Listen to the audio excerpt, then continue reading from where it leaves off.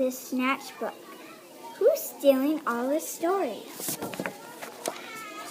The Snatchabook. One dark night in a barrel down, a rabbit named Eliza Brown found a book and settled down.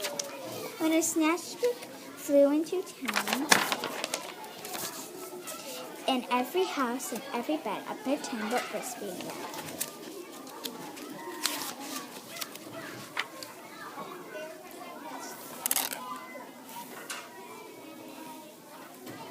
Tales of dragons, spitting flames, witches playing spooky games, pirates on the seven seas, princesses trying to sleep on peace, and every child in every bed listened hard to each word said.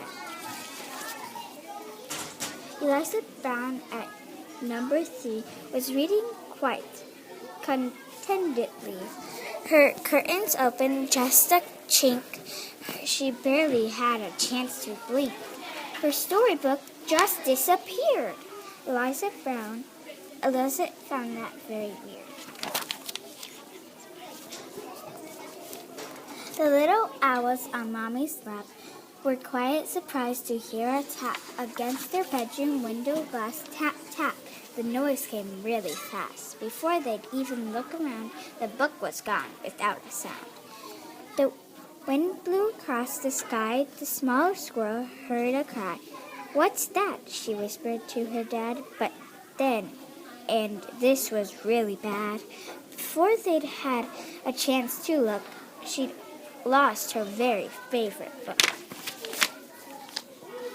And so it went, night after night. Books disappeared from left and right.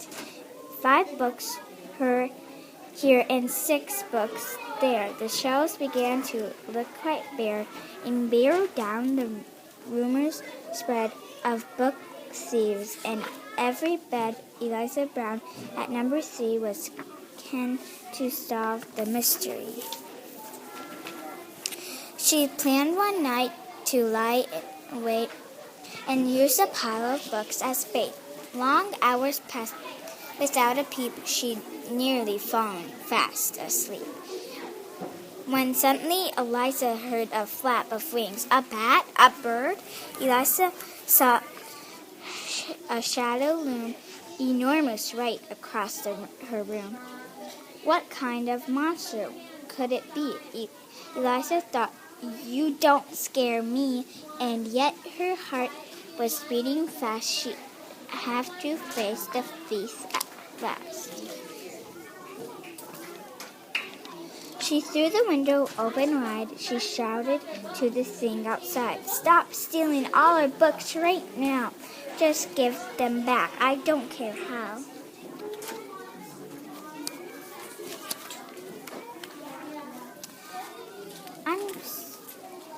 I'm sorry," came a little voice. "I really am.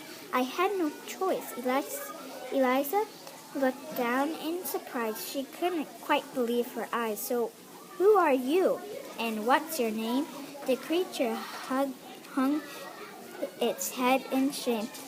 He mumbled with a mournful look, "I'm just a little Snatchabook."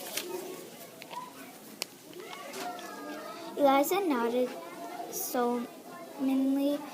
She sat the creature on her knee. "You can't just come and help yourself to every book on every shelf."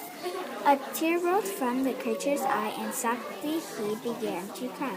"I know it's wrong, but can't you see? I've got no one to read to me." Eliza sighed. He looked so sad.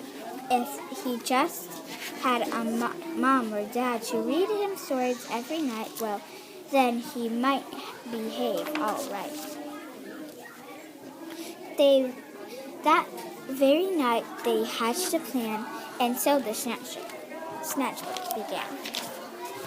To give all the books he'd pick, Eliza Brown was very strict. Then, trying hard to prove himself, he stacked them neatly on each shelf.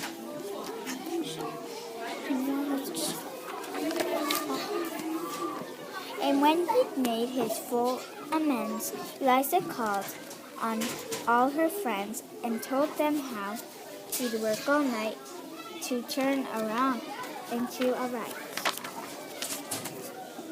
And now each night in barrel down, darkness falls upon the town. In every house and every bed, a bedtime book was being read.